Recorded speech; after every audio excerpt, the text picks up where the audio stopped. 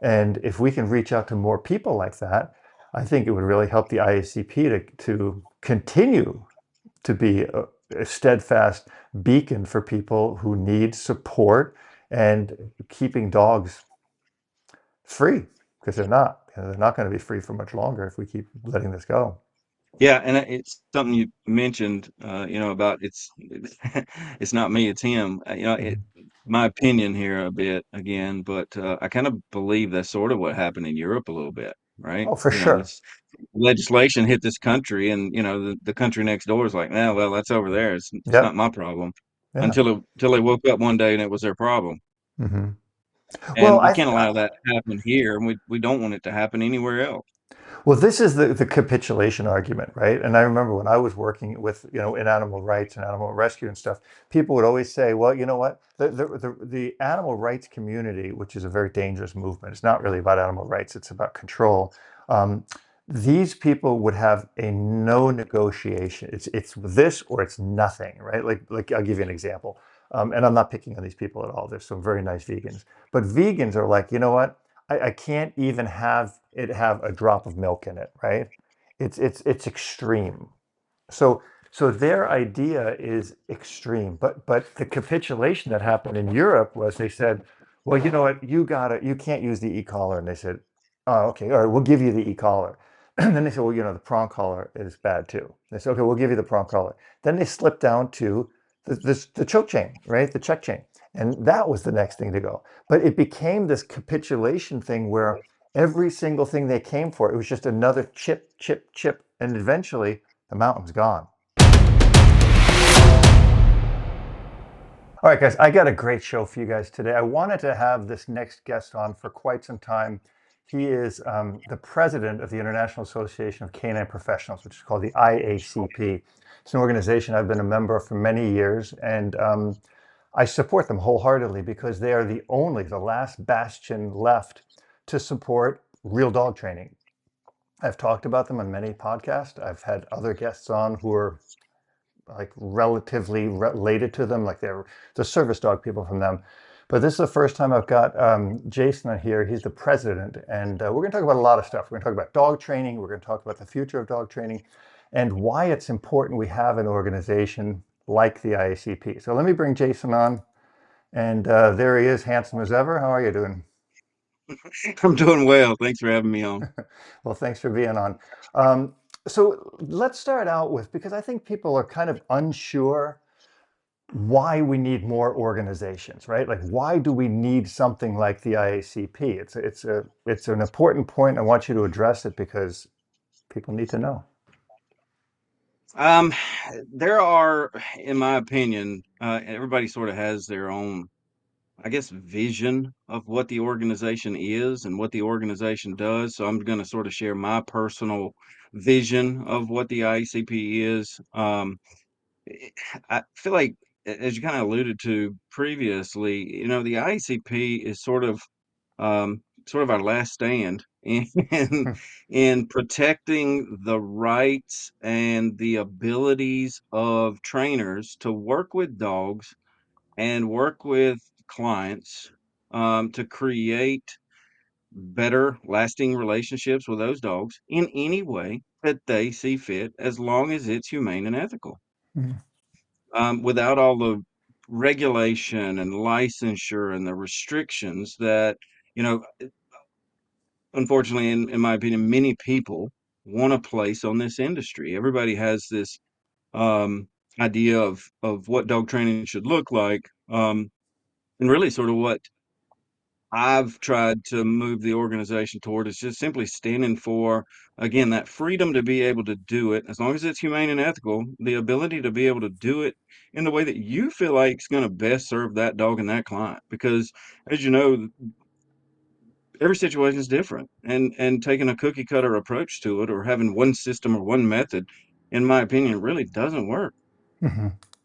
Why do you think we're seeing such a change in dog training? I mean, dog training has always been pretty much its own thing. You go out, you train your dog, you do what you can do, you hire somebody to help you with your dog. It's that. Why are we now seeing such a push for regulation and not really regulation, because I'm all for something being regulated in a neutral manner. Like everybody's got to have a driver's license, but nobody's telling you you have to drive with your hands, like this, because that's the only way you're going to be able to drive.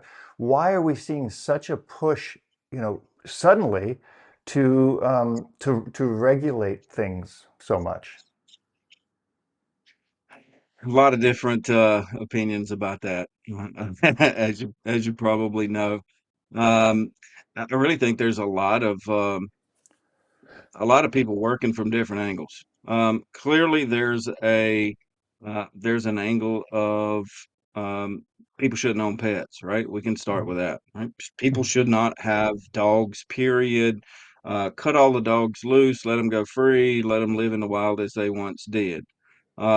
Unfortunately, that's not a reality, not a real option, I guess, in today's Mhm. time because our world is not what it was thousands or even hundreds of years ago. And you look at the United States today as it appears, and look at it as it appeared 100 years ago. It's a vastly different place than we lived in. Um, so, you know, that's not a real option, right? Mhm. So we've got to manage dogs, and I'll be honest with you, there's a little sidetracking a little bit here, Mhm. but I do think it's important. We particularly in the United States, we don't live with dogs the way that we did 20, 30, 40 years ago. Our Mhm. lifestyle with our dogs is just vastly different. Like what? Like And what's different? well, people used to more people, I think, used to own more land. Mhm. Dogs were a little more utility back then. Mhm. Dogs used to really sort of be more of an integral part of people's lifestyle, I think, 20, 30 years ago. When I was younger, our dogs, I know, were a far more integral part of everything we did. They were with us a lot. They weren't stuffed in a crate. They weren't locked in an apartment or a laundry room or a bathroom, Mhm. like we're seeing more and more of today. And to be frankly honest with you, we didn't see I don't remember seeing problems with dogs in the abundance that we're seeing it now. Yeah. Everybody's focused on their phone, they're not focused on their dog, and that's Yeah. gonna create problems. Yeah. Yeah. Um, Yeah. But we why does see that? more How does that? popularization of certain breeds too. I think that creates problems for us, right? There's a lot of Uh, breeds that are popular now that weren't 20 years ago, and because of that, the popularization of those breeds, that in itself is gonna create issues for us. but how does that relate to the question of why are we seeing such a push for regulation of dog trainers? Like, why suddenly do dog trainers have to train only purely positive? Why is that such a push? I think for a number of reasons. Again, I think if I think there are people, I believe, this is my belief, okay? I Hmm. believe there are people out there um, who their end goal is for people not to own pets. Hmm. And one way to get rid of a lot of dogs is to create a system where a lot of those dogs are so problematic that people are going to have them euthanized or Hmm. take them to shelters. That's going to eliminate a ton of them. I think there are people out there who have an agenda that's being pushed because they feel like um, I think sort of it's a cultural thing. It's a societal thing. I think we have people who are under the belief that we should be raising dogs the same way we raise children, and to that point, we're not raising children the way we did 30 years ago either. Hmm. Not to Hmm. get too deep into that, Yeah, but no, I agree with you. um, again, we're not raising kids the way we did 30 years ago, and we've over the last several decades have taken this very different approach to how we raise kids. And I think people truly believe that the same systems can be applied to dogs Hmm. because they truly do believe that dogs should be an equal member of the family, just like all the other humans that are in the family. See, I'm all for like the whole thing of treating a dog fairly. Like I don't like a lot of what I see in dog training. I don't like a lot of what I see in the sports. Like I think Dog, like my dog sleeps, our dogs both sleep in our beds, in our bed. They're with us all the time. My dog eats the best food. I treat my dog very, very humanely, contrary to what you'd hear on the internet. I mean, yeah, I use an e-collar. I use a prong collar, but I use it so rarely. I'll tell you what I see on this, Jason. I see something that is really interesting, that these mono view organizations, it's a huge push for money. It's a money grab, right? They can tell you anybody who doesn't do what we do, it's a very cult-like mentality, is bad, is evil, is abusive, is a white supremacist, is a Nazi. These are all things I've been called, you know. And I think it's a money grab. I think you get all these people isolated, that anything you do that's not our way is wrong, and our way is the only way. Now, IACP is very different. Like, there's a lot of people that I met when I came and did speaking engagements for IACP that are positive trainers. We have a lot of positive trainers in IACP. And we're not, Sure. certainly not telling them. I mean, do you have a new regulation that's coming about where they have to use e-collars to be in the IACP? Absolutely not. They can do it any way they want to do it, as long as it's humane and ethical, right? Right. Yeah. I mean, I think that's what we have to, that's what I'm seeing. And I mean, I'm looking to you because IACP, I think, is such an important organization. The first time they contacted me years ago to speak, I was like, yeah, I mean, there's no question about it. I would love to be a great part of this organization because it's the only thing left. There's an organization in Europe that's called Canine Sports, and they're doing the same thing, but not as structured as IACP, where there's a formal membership, and you guys have, we have conferences and all that stuff. Let's talk about the benefit of somebody just starting out. I got a guy I'm kind of mentoring a little bit. His name's Connor. Like, I think somebody like Connor should join IACP. He's just starting out in dog training. Ironically, and I'm going to talk about this in a post. He got fired from his job the other day. I think it was Tuesday, um, because this woman had a dog who was nonstop barking. He said maybe you should consider using a bark collar on the dog. This is the purely positive movement, by the way. This is, they just fired a guy who had been driving 2 hours each way to go to work to learn this skill because he had an opinion, right? So why do we need to get these young guys and girls uh, in and help them and teach them what the world is about in dog training? Well, again, I think the ICP is important for a lot of different reasons. I Hmm. think one of those big ones is the educational um, component of what the organization does.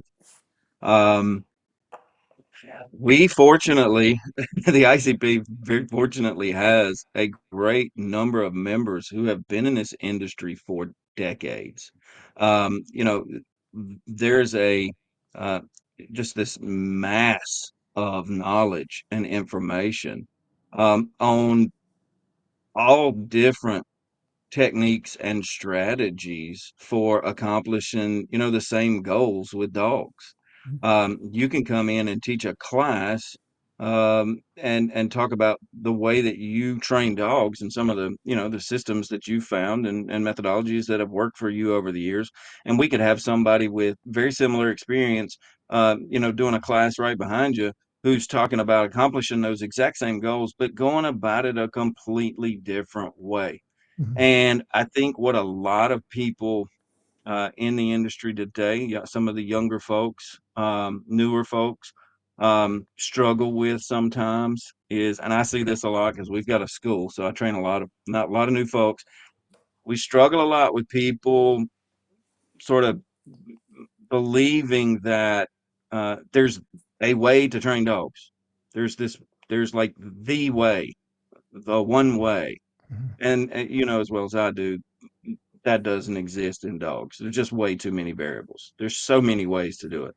Hmm. And, the ICP offers people an opportunity to tap into all of these people with all of this experience because the great thing about our members is they are very gracious to share their time and their knowledge and their information. I mean, coming to conference is a great way to meet new people and network and talk to folks who've been doing this for a really long time. learning from their successes, learning from their mistakes. In addition to that, we've got webinars we do, we've got other educational modules and components we put out. I mean, it's a great way to learn Yeah, for newer folks, and for them to understand that there's not a single way to do it, right? There's yeah. no black and white when it comes to dog training. Hmm. I mean, I think that's one of the things that impressed me the most. The first conference I went to was that there was such a different group of, I mean, people from older people to really, really young people, men, women, I mean, and men and women of all kind of different ilks. You've got really, super, let's call them like, guys like you and me, redneck kind of guys, and you've got guys, city folk, and you've got, I mean, you've got people of every, I guess, politically correct term would be say persuasion, right? People always say that, oh, this is a far right ideology. Dog training, I've seen people on both sides of this. I've seen people who are purely positive be radical extremists on one side, and compulsion-based trainers be pure radicals on the other side. I don't think it aligns politically the way you see things. I think there's good and bad people in every scope of it. I mean, I think there's some amazing, purely positive trainers that just are doing amazing work, and I mean, I embrace them. I mean, I've learned a lot, a lot from purely positive trainers, and I would only wish that a lot of these organizations and people who are out there, who are very well known, would embrace the idea that we can all learn from each other. And that's what IACP really showed to me at the conferences. People were like sitting aside talking, well, what about this? What about that? How does this work? Why doesn't that work? And it's truly an opportunity for people to grow in this amazing art that we've embraced, and that is training dogs. That we can learn so many different things from so many different people. Yeah, absolutely. I mean, Yeah. as you mentioned, we're super diverse. Yeah, again, from the rednecks like us all the way to academics. Everybody Hmm. sitting in the same room. Everybody from 18-year-old folks right out of high school or looking to get into the industry to people who Hmm. are in their 50s who just jumped out of corporate America and wanted a complete career and lifestyle change. Hmm. I mean, it's an amazing mix of people, and Yeah. again, a great group to work with, to learn from, and bounce ideas off of. Yeah. What do you see as like the big issue right now with how can we get people to see what you and I already know? We've been in this game for quite some time, but people who are coming in new who are susceptible to people saying, "Oh, by the way, if you do this, it will destroy a dog completely," right? How do we, as an organization, as the International Association of Canine Professionals, how do we connect with these people and say, "Hey, you know what? It's like a cult deprogramming. Maybe we need a section of IACP to be a cult deprogramming wing." I think I think our best opportunity to make an impact really is to reach out again to a lot of those folks who are just joining the industry, right? We're Hmm. seeing those people come in, every single day, new members, and I think we need to really take the time to connect with them, show them the value in exploring. Uh, Different ideas, different concepts, keeping an open mind. That open-mindedness is so important when you're coming into this industry. I don't care if you've been in the industry for 3 months, 3 years, or 30 years. Having an open mind is going to make you a better trainer. I don't Hmm. care. I've been doing this over 30 years. I learn new stuff all the time. Hmm. And just showing them that, you know, that there is, in fact, um, a lot of different ways to accomplish the same goals. I think that's incredibly important, and making them understand that really early on, so Hmm. that they, for lack of a better way to put it, sort of catch the bug, Hmm. um, and they, sort of develop this growth mindset really early. Yeah. Yeah, I agree. I mean, I think that's what's missing. I mean, I don't think we have that going out and going forth. I mean, to catch these people early on, and it's kind of like the IACP is the organization without the catchy gimmick, right now is what I see. We don't have that. You know, I mean, it's kind of true. I mean, if you think of all these words like clicker training, purely positive, force free, those are all really catchy things, and it would appeal to me if I was just getting into dog training. I'd say, well, I want to do force free. Why wouldn't I? Why do I want to force a dog to do anything? And in reality, I think what we need to look at more is that we're doing like, and I hate the term balance trainer. I kind of have really sworn off it since it's been so abused.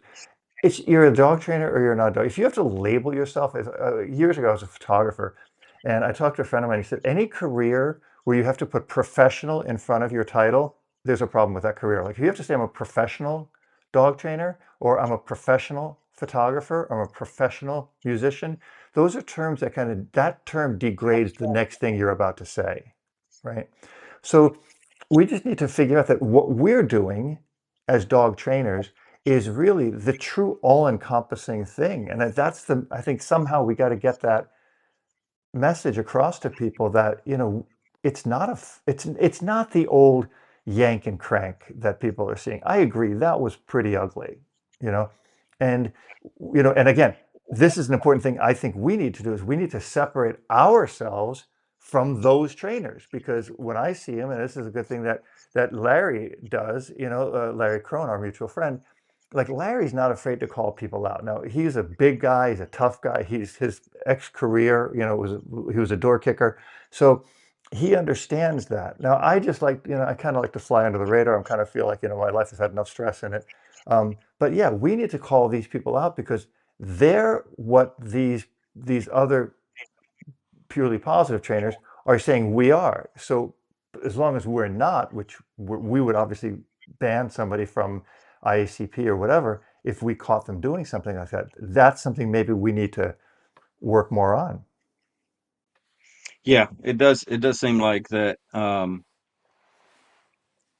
One extreme loves to paint the broader group as the Hmm. other extreme. Yeah. And that's, you know, the reality is that's not helpful at all. Hmm. We do need to police ourselves, as you mentioned. We absolutely need to police ourselves. And I think, you know, you mentioned these extremists on both ends. I Hmm. don't think those groups do any of us any good. I think every legitimate dog trainer out there should work to make sure that those two extremes leave the industry. Hmm. Plain and simple. They shouldn't be a part of it. Yeah, and Because in many ways, those the purely positive are less dangerous in the sense for the dogs because they're not really, you know. I mean, I saw that one thing Larry showed this guy throwing a crate around, or you know, or hanging a dog, or that one guy who flipped a little puppy on its back. Like that's just not dog training. That's just purely abusive, and that's one place we really need to focus on. You know, the e-collar. Like we support the use of the e-collar. Can it be abused? 1,000%. Of course, it can be abused. But you don't think treats can be abused? What if somebody started, you know, overfeeding the dog, or completely withholding food from a dog? There's a million things. yeah, absolutely, I absolutely agree with you 100%. Yeah, I You mean know? a leash is a tool a lot of people use. Yeah. Um, but you know, I've seen people out of frustration come across a dog's muzzle with it, and Hmm. that's just absolutely uncalled for. That's Hmm. not training. It's not something I believe a dog can ever understand. Hmm. And you know, it's simply abusive, and there are Yeah. much better ways to accomplish those goals. You said something really interesting. You said it's not something the dog can understand. Right. And I want to delve into that with you because I think so often that simple piece is overlooked, right? We're humans. We have a broader understanding in many ways than other creatures. Let's say dogs, for example. Now, a dog has a much broader visual or picture, I should say, in his mind about scent. Like they smell like we see, basically, but even better. So Mhm. when these people are spewing purely positive, never aversive, which is a lie, right? And we know that there's always an aversive, whether it's withholding the food or whatever.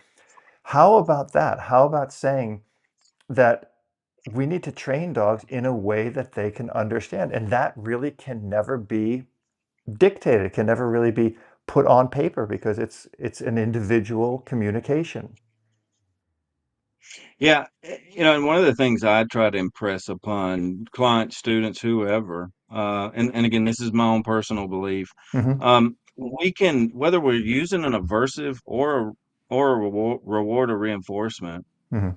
we can never truly guarantee initially, we can never truly guarantee what association that dog is going to make with that aversive or with that punishment. Hmm. We can make some assumptions based on context, environment, timing. All of those things are going to be able to help us Hmm. understand what's likely to be the association, but we never have any real guarantees. Initially, time will Hmm. tell us, right, whether or not the Hmm. dog's making the association with what we believe it is.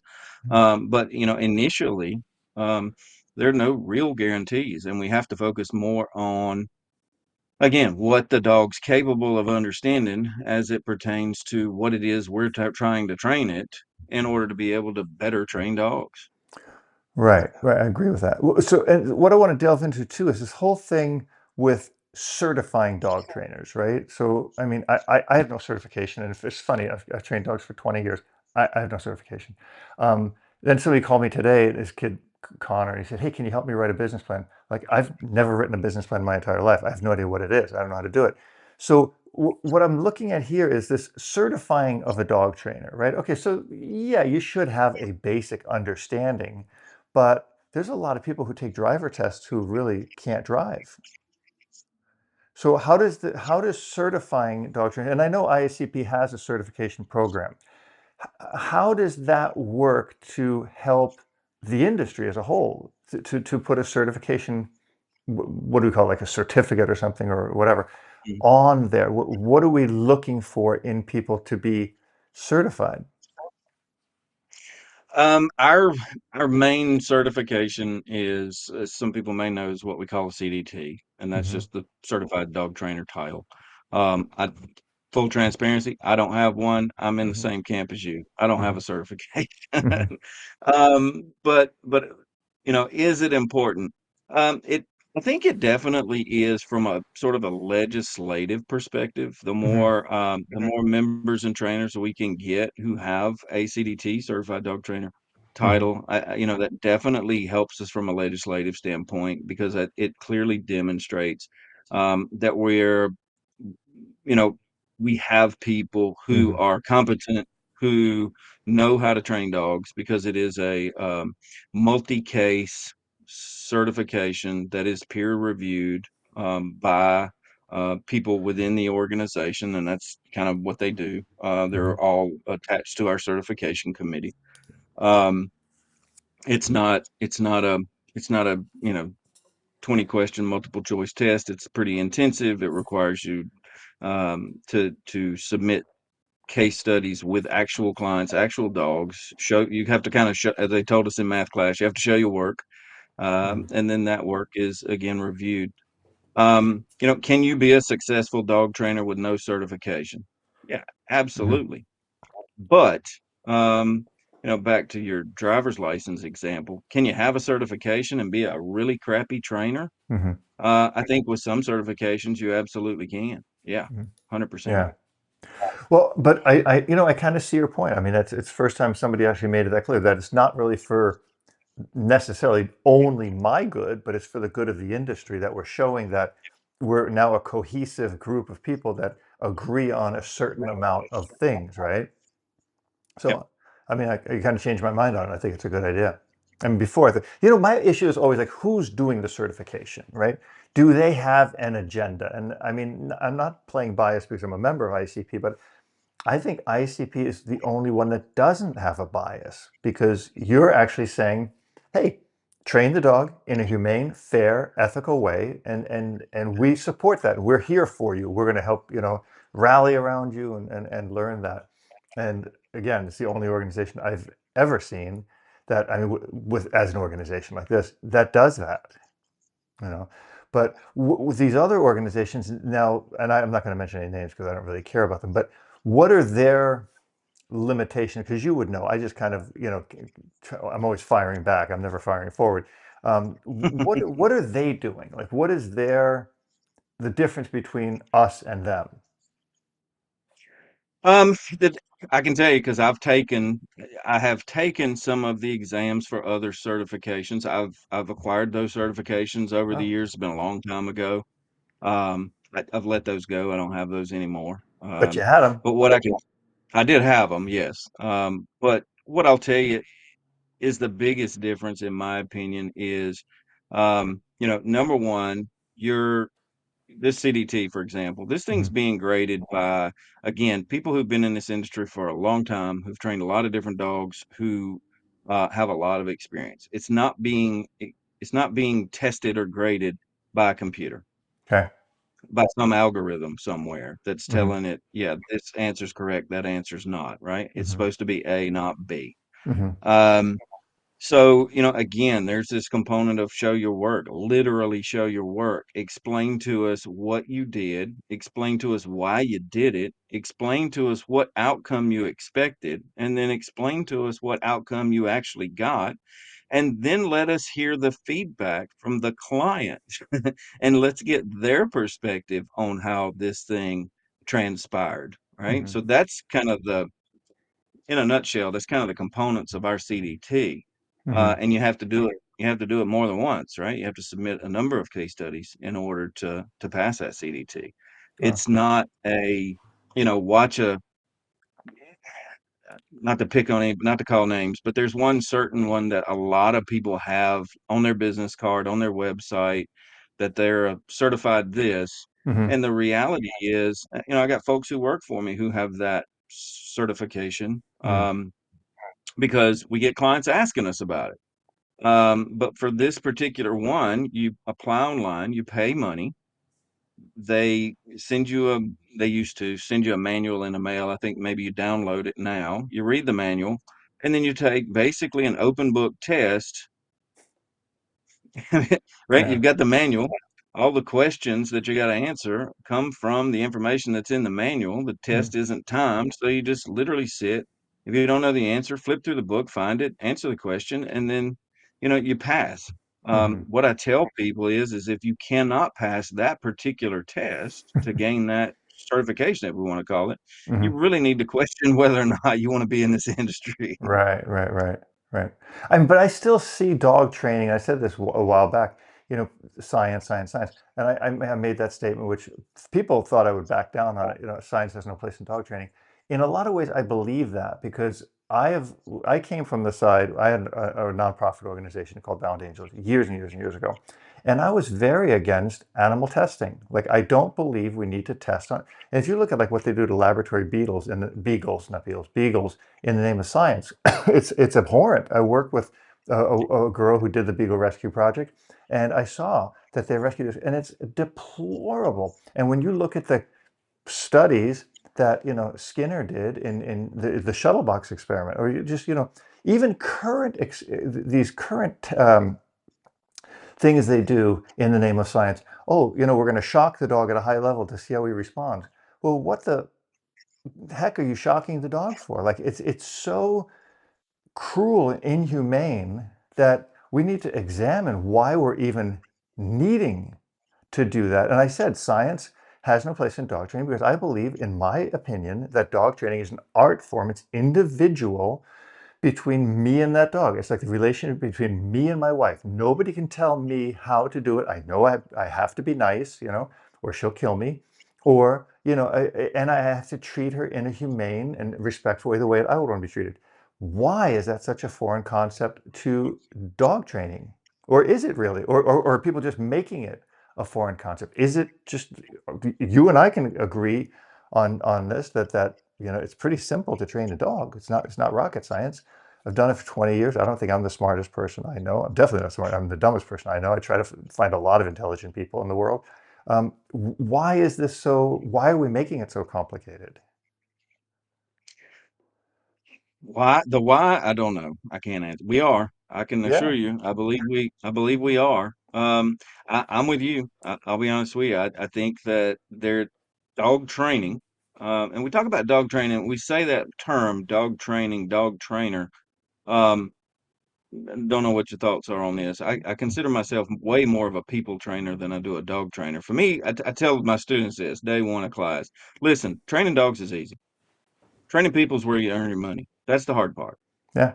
Um, so, I'm way more of a people trainer than I'm a dog trainer, I think. But, again, in order to have success as a dog trainer, you have to be able to train dogs. You also have to be able to train people, Hmm. and you have to understand that they're both biological creatures, Hmm. right?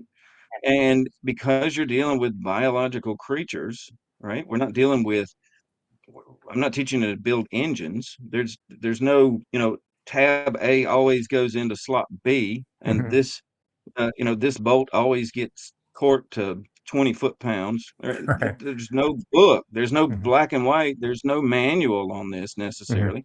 And because there are so many variables, it is way more of an art form than it is anything else. And it has to be approached that way, or we're going to lose sight of what it is that we're trying to accomplish. Hmm. Yeah, and I think we are losing sight of it because I think we're making it more and more complicated. There's my dog right here. And one of the things that I find with dog training is it's kind of like the way I train is a lot of it is a waiting game, right? In other words, you show the dog what you want, and then you reward them for doing it. But then it has to become like habitual. This is why I don't understand. I think you do board and train. I board and trained one dog. It was a German Shepherd Maya, and afterwards I kept her because I became so attached to her. And the point I want to make here is board and train, we can kind of get the dog to understand. Here's an example: loose leash walking, right? It's one of the number one complaints every single person has about the dog. Can we get the dog to walk on a loose leash by yanking him back and putting a prong collar, e-collar on him? Sure, we can. But we then have a dog oftentimes that walks like this, which is in a lot of, like, what I love about IGP or Schutzhund now is they actually judge the body posture of the dog. They want the dog looking happy, which I wish AKC would do because AKC, the dogs look miserable in obedience. But in leash walking, I give you my dog. I say, Jason, this dog just pulls me on a leash. I got a bad shoulder. I can't handle it. Can you fix it? Okay, you take the dog for 4 weeks. You condition the dog to walk on a loose leash. He comes back to me. I don't continue the conditioning. Wouldn't the dog naturally start pulling back on the leash at some point? Most of the time, yeah. So what we have here is, in my opinion, the development of a behavior in the dog. We teach the dog what we want. For example, my dog pulls. He still pulls. He's only a year and a half old, and he's a working dog, so I'm not worried about it. But you know what? I do an about turn, a soft about turn, or what I do? I just stop. We live in a really nice neighborhood. I just stop and I stand there, and nothing happens until he gets back next to me. Now, that would be seen as relatively purely positive by most people, but I find it's worked the best for him. Okay? Even though he's a very hard driving working dog, a very intense dog, if I don't let him do what he wants to do until he gives me what I want without forcing him to give me what I want, he responds much better. You know, so I mean, I'm thinking along the lines of what we're talking about, that this is an art form, that we teach the dogs what we want them to do, we condition them to do what we want to do, we reward them, but then we have to reinforce it for the life of the dog, right? I mean, it's like an addict. I mean, if you have somebody who's who's an alcoholic, and you say, okay, we're going to detox you, we're going to go in this nice place, and you're going to not have alcohol, we're going to give you some good food, some exercise, we're going to instill in your brain that you need to do the 12 steps, then if they don't continue that and then they start drinking beer and vodka, after work, they're going to revert to being an alcoholic. How do we, as dog trainers, and this has nothing to do with the ICP, I want to get back into that, but how do we extrapolate that and explain to people that dog training, it's not a fixed issue. We don't fix dogs, we manage dogs, right? How do we communicate that to more people, that it's not just about giving them a cookie or a yank on the leash? I don't think either one is right. Again, we do boarding trains. We do quite a few of them. A lot of people in this industry I do know. them, right? I mean, Hmm. it's grown and grown and grown. When I got into dog training 30 years ago, if you suggested a board and train, hey, give me your dog, I'll keep it for 3, 4, 5, 6 weeks, whatever. Right. That's the response you would have got. People would have Yeah. laughed at you. You're Right. like, are you crazy? No, I'm not paying you to take my dog and train it. Hmm. But it's commonplace now. And I think Hmm. that, back to my earlier statement, again, I think it goes back to our lifestyle, our lifestyle with our dogs, and what our expectations are. So, Hmm. a lot of people have this, and we have to combat this with education a lot, right? A lot of people think that it's like, taking a stained suit to a dry cleaner's. right? I'm going to Hmm. drop it off, and then I'm going to pick it up, and it's all going to be everything in the world's going to be right again. That's Hmm. not how this works at all. And we have to work really hard on the front side of that Hmm. to explain to these people, hey, here's what can happen in this board and train, but here's what you're going to have to do when it's over. And if you're not Hmm. willing to commit to that, you're simply wasting my time and your money, plain and Hmm. simple. And I think that's the ethical thing to do with board and trains. I tell all our clients, look, if you've got the time to do private lessons or group classes or some other format, which in our case is way cheaper, Hmm. I would urge you to. Hmm. I would absolutely urge you to, because again, that's going to only help your relationships, going to help us work with a dog in your environment. And but again, we get so many people who just want to, they want to go to the beach for 2 weeks, or they want to go out of country for a couple weeks. They want to drop the dog off, pick it up fixed. Hmm. It's not fixed, as you mentioned. It's not. Hmm. It's to a point where we feel comfortable that you can maintain it, right? We've Hmm. we've established this foundation for you, but you're going to have to maintain it. If not, this dog's simply going to regress over time, depending on the dog, right? They're all different, Yeah. but this dog's probably going to regress over time, and you will have at that point wasted your money. Don't you see it kind of like people wanting to get in shape? Like I've worked out my whole life. I mean, since I was like 10 years old, I always gone to the gym, lifted weights, 13 years old, actually, sorry. Um, and people like, it's like the thing, oh, I got to get in shape. Okay, I'm going to take Ozempic. I'm going to, hire a trainer. I'm going to do a Peloton. And then they get in really good shape, right? They really get in good shape. And then they go off the Ozempic. They stop the Peloton that gets collects dust and they start eating, burritos and cupcakes again because people don't understand, and I think part of it is a laziness in society in general, right? Like people have these extremes, like their dog has to be trained like the crazy perfect dog online, which that dog isn't that well trained. I've seen my friends who are the very top trainers in the world, I've seen them have days where the dog won't out a dumbbell, the dog won't do a down on a send away, whatever. We have this society where everything has to be this perfect. The men have to be flying in private planes. The women have to have this makeup and plastic surgery and stuff like that. The dogs have to be doing military. Every dog has to be military now, right? Which I hate. Um, and we're not getting anywhere with it. Like we're dissipating reality to people. And the whole point I was making with the people in shape, they want to be in shape, and as soon as they're in kind of decent shape, they stop. And once the dog is doing it, he does it sit really fast. Okay, let's move on to the next thing. Well, the point is, if you don't keep going to the gym and you don't keep polishing your sit and your recall and your healing or whatever, I do healing every single day with my dog, focused healing, for over a year now. It's looking pretty good. It's not perfect. But it'll be doing. I did it with my Malinois Goofy until the day he died at 14 years old. We were doing focus healing the day before he died, at Wow. 14. But people don't have, and that's what you said. They don't have that drive. They don't have that A-type personality where it has to be perfect. I want it to be perfect. I'm proud of what I do, and I'm going to keep doing it until it's perfect. Yeah, we don't see that a lot with pet clients for sure. Hmm. It can be a struggle with Hmm. them from time to time just to get them to do what we would consider to be the bare minimum to maintain this dog's training. Yeah. So. Yeah. So with IACP, I know we got a lot of, I mean, it's mostly pet trainers, right? There's not that many people who are in the sports or professional stuff in the organization, is there? Right now, I would say it's majority pet trainers, yes. Hmm. However, that's something we're working to change. Hmm. We have a plan. We've already started with that plan. We want to. I think it's important for us to attract a lot of people who historically simply have um, not been targeted to show the value proposition of the organization, and Hmm. they honestly make up a lot of this industry too. Sport folks. I mean, how many sport clubs are there in the United States?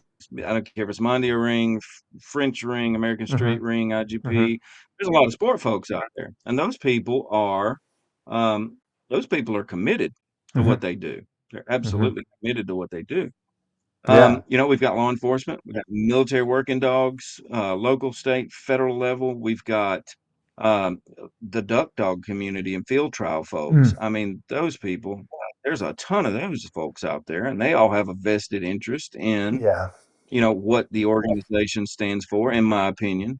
We've got dog walkers and groomers and lots of folks who are in this industry who are in fact professionals who I believe um, who I believe can gain some value from the organization. And again, it simply helps us create a much bigger voice when these regulatory and legislative things start coming down the pipeline. Well, I think you said something important. I mean, yeah, the bird dog community is huge. I mean, I think the hunting is probably bigger than the protection sports. AKC is a big leg too, like those obedience people. Agility, dock diving. There's so many Okay. great sports. The nose work stuff. It's all this. I mean, I know because Janet is doing nose work. All this stuff is growing, and people who are involved in that, how do we attract them? Because it's part of it is like I'm 60. I don't really need IACP per se, but I kind of think, what can I give back? Like I'm looking at paying it forward. Like how can I help more people? But there's a lot of people who would benefit because they're going to come for each individual. The reason they couldn't shut down the rodeos, PETA couldn't shut down the rodeos because the rodeos told them to go F themselves. They didn't care. They weren't going to negotiate. And there's some things in the rodeo that I might disagree with, but as a whole, okay, it's a cultural thing. People like it. We need to attract people like you said, dog walkers, dog groomers, sport dog people. I mean, I'm surprised we don't have more sport dog people in the organization. There's so many great sport dog trainers we should be reaching out to.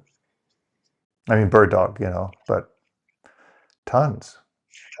Yeah, I just don't think over the years, I don't think that the organization has done a really good job of messaging to those people, marketing Mhm. to those people, and trying to make them understand what the ICP is. I'll be honest with you, I would imagine most of them have never heard of it. I agree. So, one of the things that we're doing this year that's a little different, as you know, I train a lot of police dogs, that sort of stuff. I go to national police dog conferences, that sort of thing, for Yeah. my own business to represent Mhm. my own business, and I teach at them. Well, this year the IACP is going to be present at two of those bigger national shows, probably the largest national show, Mhm. which is HITS in Dallas coming up in Mhm. August. We're going to be there. There's going to be probably close to 2,000 law enforcement and military working dog handlers, Yeah. and we've got to get in front of those people, and we've got to talk to them about what the IACP is and what our values are, what we stand for, and why they should join. Until we do that, we can't really expect them to just find us on the internet and say, "Hey, that's something I want to be a part of." When Mhm. there's again a bit of a deficit in awareness. Yeah, I mean, I mean that's something I'm interested in. How can we attract more of these people? I mean, I think agility and people. I think in training, you're going to see more like military dog trainers or police dog trainers. Um, I mean, I think there's a lot of the stuff I see in there. I think is needs adjustment too.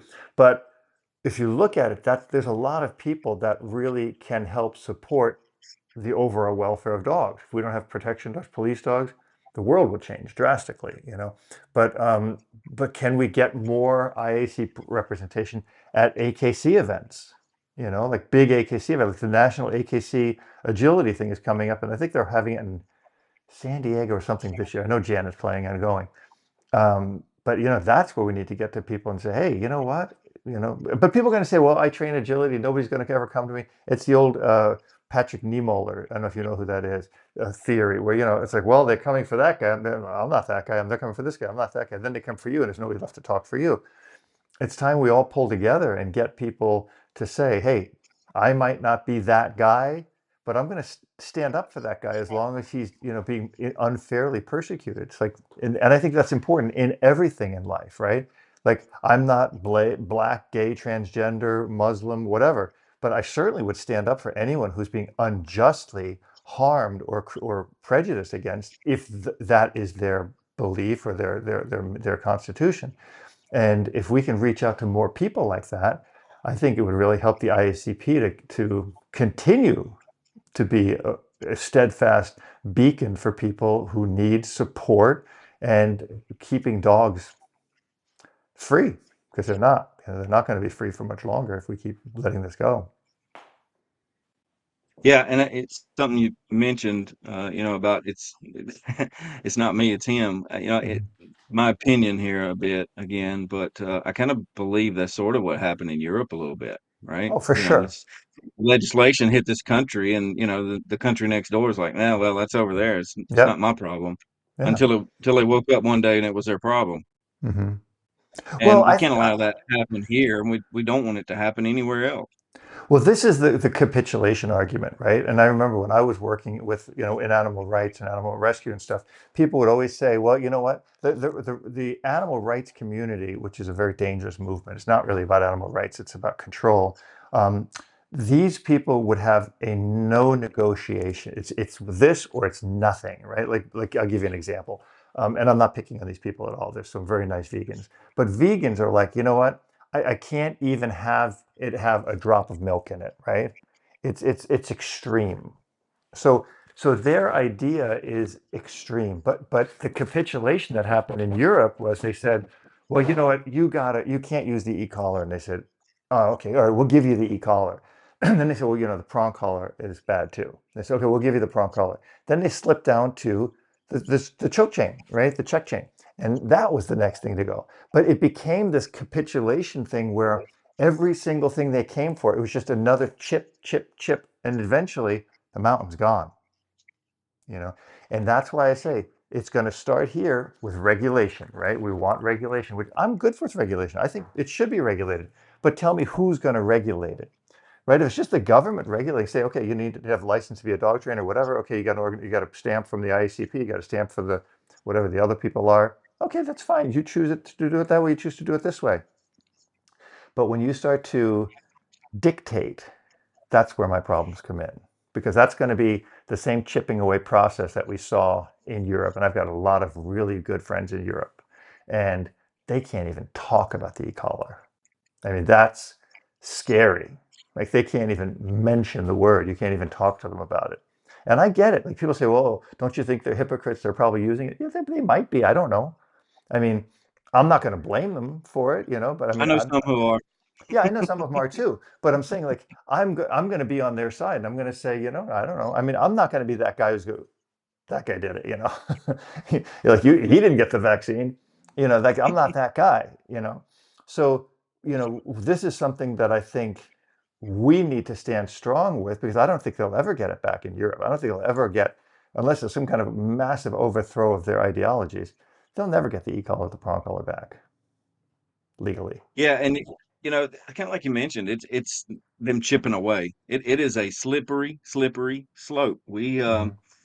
just this week we Marlene, Rick, Marlene's on our legislative committee. Hmm. Rick's former vice president, and a lot of other members of the organization, supporters of the organization. We were involved in a um, legislative hearing in Massachusetts, right? So that Massachusetts crafted this bill. It was a House bill and a Senate bill. And I'll be honest with you, any reasonable person read that bill, they would read it and say, you know what, this all is good stuff. This makes sense, right? It Hmm. was a dangerous dog bill. Hmm. And basically it said, hey, if you got a dangerous dog, you're going to be responsible for it. And, here's some of the things that you're going to have to do. And all of it made sense until you got down to section number 9. Hmm. Section number 9 talks specifically about how, in order to seek help for this dog that was deemed dangerous, you have to choose a trainer that doesn't use e-collars or prong collars or fear or pain, and they have to be approved by the American Society of Veterinary Animal Behaviorists or whoever those people are. Hmm. And again, if they are able to squeeze this in, and we don't have a decision on that one yet. It was literally yesterday or day before. Hmm. If they squeeze it in, and that's what they want to do, they want to just be able to squeeze it in and then have the opportunity to expand it, right? Hmm. And say, oh yeah, that applied to dangerous dogs, but it's working so well for us. Now we'll just apply it to all dogs, For right? sure. And that's why we don't want to. That's why we don't even want to leave the door cracked if Hmm. we can help it. And I think that's what this is like the argument that they're using. They're saying, "Well, you're not in favor of this and that." No, you're not in favor of this one little piece of it that's being slipped in. Like, first of all, It. if you have a dangerous dog, and I've trained a few of them, um, you should really be, your number one interest should be safety, your safety, and then the safety of other people around that dog. Not necessarily with how are you going to train the dog? Are you going to use, a nylon leash or a leather leash? Are you going to use, I mean, a metal collar or a rope collar? That should be out of the question. And I think this is where we need to educate policymakers that, hey, you're being hoodwinked. We agree with you on 99% of this. Like, I have a big issue with dangerous dogs. I used to be a dangerous dog witness. Like, I've gone to court, to hearings numerous times on dangerous dogs. And I remember the last dangerous dog I got off, I said I would never do it again. And I turned down a lot of money to testify on behalf of dangerous dogs because I'm the guy who can make a dangerous dog look totally fine, right? And I've done that. And I would never do it again because if it's a dangerous dog, there's a lot of nice dogs in the shelter. There's a lot of really nice, and I've talked about this in my podcast, I've talked about this over and over. We as trainers, as professional trainers and dog advocates, really need to advocate for nice dogs because once we have all the nice dogs out of the shelter, then we should start focusing on those dangerous dogs. But to let one dog out of the shelter who's bit a kid on the face or bit a person on the arm, to let that dog out, no matter what the conditions were, and a dog who's never bitten anybody is in a barrel dead in the back, is a disgrace. It's a disgrace on humanity, you know. And training dangerous dogs. I mean, look, who did you have on recently? Michael Shikashio. Yeah, Uh, that came out came out today. Yeah. I just saw some of the things he said, and I mean, you know what? I don't know him, but certainly the pieces that I saw, the little clips you guys put out there, that yeah, there are dogs that we need to put down because even if they can be trained, like I can train it, you can train it, Michael can train it, or whoever, my friend Kyle, whoever, they can handle it. The average person can't maintain that training, and you've got the caveat: what if the dog gets out? What if somebody walks in that gate? I agree with them that there's a lot of those dogs that I would be advocating to put down, and I have. Even though people say, "Well, you can handle them," I can, but I don't want them. I got a nice life now. I don't want a dangerous dog in my house. I work hard to have nice dogs. So, but I mean, we're getting way off the top. We're just talking like dog trainers, but I think that's an important part to see that you're actually, and I don't really know that much about the administrative side of IACP, but I'm happy that you're president because you are actually a nuts and bolts kind of guy like me. Like you're a guy who's out there training dogs and you happen to be president, you know. And I think that's an important picture for our organization that people see that, hey, this guy's a real dog. He's not like some, I mean, I'm not saying this, sorry to say, but you're not like the most polished guy. You're not like, some administrative Not at suit all. guy. No, but I'm saying you're a real dog trainer, and that's what we represent is real dog trainers, not scientists and doctors and you know business people or whatever. So what can we do? Because I think what you're saying is the groomers, the dog walkers, that's a big market. you know how do we get them in? Do we have separate memberships for them? Is there some other kind of a non-professional membership that we can have for them that brings them in at a lower price with different levels or something like that? I'm curious, is there something like that? We Yeah, we have those levels. We've got right now we got four membership levels. It's Okay. professional. Again, as you may know, the professional is for people who've been in the industry for 5 years or more. Mm-hmm. Uh, Not been in the industry that long, but you're training dogs and you're still learning. Then we have an associate membership, Okay. which has pretty much all the same rights and privileges as professional, except you don't get to vote in our annual meetings and those sorts of things. So Okay. no voting rights other than that. And then we also have supporting and affiliate memberships as well, lower prices. Again, but it gives people an opportunity to be a part of the organization and support the organization. So Hmm. those all four are listed on our membership page. Um, you know, your question was sort of, how do we bring those people in? What's going to appeal to them? We don't really know because we've never really messaged them before. We've never Mm-hmm. marketed to them. So I think the first thing we've got to do is just again create that awareness and then kind of figure out what value proposition they're looking for. But until we get in front of them, It's really going to be incredibly difficult for us to tell, but that's something we're going to work on this year. We're going to try to get in front of some competition and sport people. But again, the board can't do everything. There's 9 of us, Hmm. and we're running a global organization here. We need our membership to help step up as well. When you're at that um, competition, Hmm. wear your IACP T-shirt. Talk to people about, hey, are you a member of IACP? Have you ever heard of IACP? Talk to those Hmm. folks. Help us create some awareness in a more of a grassroots type of manner, and I Yeah, think that would definitely go a long way. that's a good thing. I mean, how many members do we have now? Do you know offhand? I think we're close to 3,000. Okay. We've got one in all 50 states based on our last numbers. Hmm. 47, nope, we're at 48 or 49 different countries right now. So if every one person would bring in one more person, that'd be a really good thing. We could double our numbers. Be massive. Yeah. Absolutely. Be huge.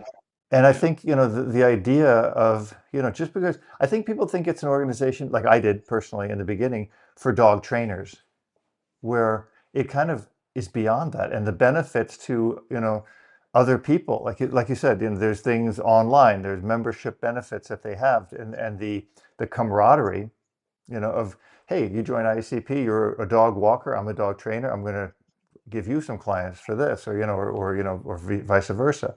I think that'd be a really good idea. If let's try to get this podcast out to all the members and say, hey, if every one person can bring in one more person, it's good for the organization, and it's not a money grab. I mean, the membership is super cheap. How much is the membership, the professional membership? 125 right now. It's Yeah, yeah. $125. I don't think it's gone up in uh, at least a decade. Yeah, I know it's never gone up for me. I know that. I mean, so that's a super cheap thing to just support what you believe in, right? For $100, you're supporting that, and the other levels are even cheaper, and you're still supporting it. And it gives you a network of people that you can connect with. And if you have a question, is there like a private Facebook page for ICP members? Goes to show you what I know. There Sorry, is. I'm just so busy with my stuff. So there you go. So people can jump on there, and they got questions they want to talk. Send me all those links because I want to put all those in this video description. Once you join, I know you've got the directory on the site, but the private Facebook page, people can go in there and ask questions and learn things and get together with people, like-minded people. And it's really not like-minded people. I don't think the IACP are like-minded people. I think they're just all-minded people, which is important. We don't want to associate with like-minded people. We want to associate with people who are not like-minded so that we can open our horizons more. Yep, So, absolutely. so now the Yeah, and conference is this and year, right? Are you going? It's in Atlanta, right? no, Savannah. Savannah, sorry. Sorry. Savannah, Georgia. Yep, absolutely. Marlene's picked a beautiful spot for it. It is right on the river, Bay Uh-huh. Street, right across from the Customs House in the old downtown. Absolutely gorgeous. We've got the horse and buggies right out front of the hotel, and a big old steamboat, riverboat right out the back of the hotel. So it's a Nice. great venue. Our vendor and sponsor hall, we're glad to announce it's full. So we've got some great new folks that are going to be there offering stuff this year. We still have tickets for sale. Hotels unfortunately booked already. So it's full. We're But happy there's other about it. But hotels. Yeah. yeah, we've got nearby hotels, and then you can still stay at the Hyatt where we're at. You just don't get our group rate. Oh, So okay. they've got availability. Just our block is full. So yeah, great lineup of speakers this year. So we got a lot of fun stuff. We're going to be bringing back some old stuff. I won't give that away yet, but we're going to be bringing back some old stuff from older conferences too, that Okay. people enjoyed. So Okay. Cool. And you're not announcing where the next one is yet, right? The next year. we're not. Okay. We will announce it at conference. So if people want to know and they want to be the first to know, definitely come to Savannah and you'll find out. I know. I'm not telling, I haven't told anybody, but I haven't even told my wife. I actually told my wife, but she's sworn to secrecy. Well, listen, um, we got to push IACP more. Like I said, I'm super glad you're on. I think you've done a great job, and you're doing a great job. And I think there's a lot of work ahead for you. So I'm on board to help. I think it's a great organization. I've loved it since the day I joined and before. I think it's really needed for all dog lovers, really, more than dog Yeah. trainers. You know, Yep. so we'll Absolutely. put all the links there, and I'll push it all I can. I appreciate it. I appreciate you having me. Well, I appreciate you being here. I think it was a nice chat, a nice way to show the face of IACP, in a guy like, a regular guy. I think that appeals to a lot of people. You're not, an aristocrat. Yeah, no, not at all. A long way from that. Yeah, good, man. I appreciate it. All right, man. I'll put all the links down below for IACP, Facebook page, and all that stuff that people can get into, and let's grow it. Let's everybody get one more member.